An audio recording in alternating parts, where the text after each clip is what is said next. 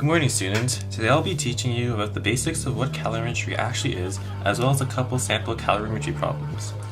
Well, the textbook definition of calorimetry is an experimental process of measuring energy changes in a system using an insulated container, your calorimeter, and a thermometer. A simple styrofoam cup can be used as your calorimeter by simply cutting a styrofoam cup in half and placing it on top of another styrofoam cup. So you have your styrofoam cup. You cut another styrofoam cup in half, place it on top of that styrofoam cup, and the next thing you want to do is cut a hole on top of the styrofoam cup you cut in half and insert your thermometer. There you go, your very own homemade coffee cups calorimeter. Let me give you guys an example of the importance of calorimetry in real life.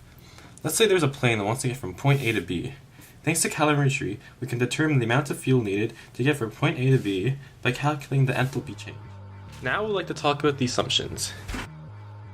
These assumptions make our lives easier by ignoring any external variables that may affect the experiment. So the first assumption we have here is no energy is transferred between the calorimeter and the environment, since we assume calorimeters are 99.9% efficient and is an isolated system. The second assumption, energy transferred between the contents and the calorimeter is negligible, meaning the energy lost is so insignificant we can just ignore it. And the third and final assumption is dilute aqueous solutions have the same density and standard heat capacity as water in the liquid state. Now some students will be stupid enough to use the density and standard heat capacity of the salt in the aqueous solution instead of water. Now I'd like to talk about the formula using calculations in calorimetry. The formula we use in calorimetry experiments where there are no reactions and all parts of the system are visible is the following. MCAT equals negative MCAT. Now this side of the equation represents the MCAT values for the solvent, in which this case is water, and this side of the equation represents the MCAT values for the reactant, in which this case it's a metal. Notice the negative sign multiplying the entire right side of the equation. This indicates that the reactant is losing heat, while the solvent is gaining heat. Remember the assumption heat loss equals heat gain for calorimetry. Also, student tends to forget multiplying the reactant side of the equation by the negative side, not the solvent side. Keep that in mind during the next segment of the video. Okay, using the knowledge I taught you earlier, let's go ahead and solve a problem. So, a 10-gram iron bar at 80 degrees Celsius was dropped into 70 milliliters of water at 25 degrees Celsius. What was the final temperature of the system? We know that 1 milliliter of water is equal to 1 gram of water. Therefore, the mass of water is 70 grams. The specific heat capacity of water you can search up to be 4.184 joules per gram Celsius. The change in temperature is x minus 25. The mass of iron is 10 grams. Specific heat capacity of iron is 0.444 joules per gram Celsius. Change in temperature is x minus 80 degrees Celsius.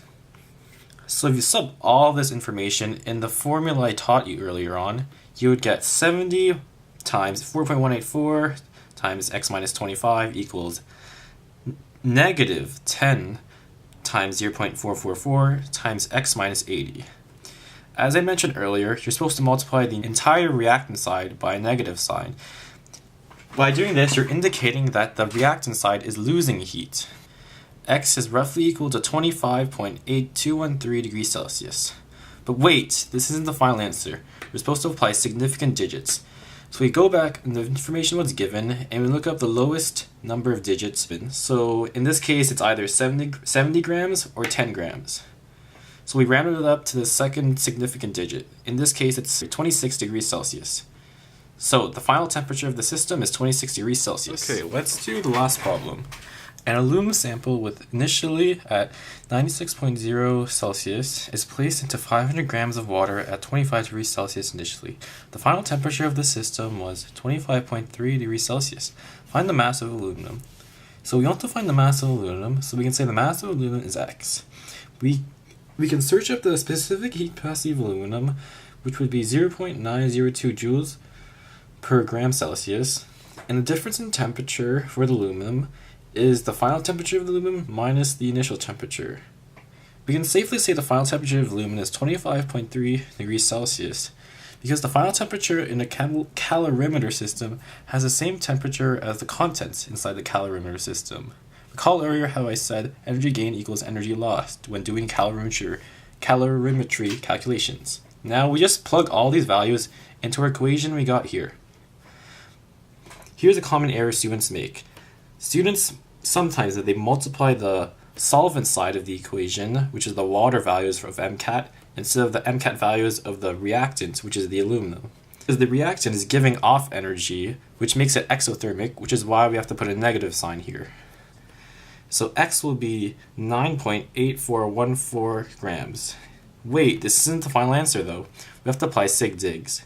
So our final answer of the mass of the aluminum sample is 9.8 grams. Hope you enjoyed this video and good luck in calorimetry.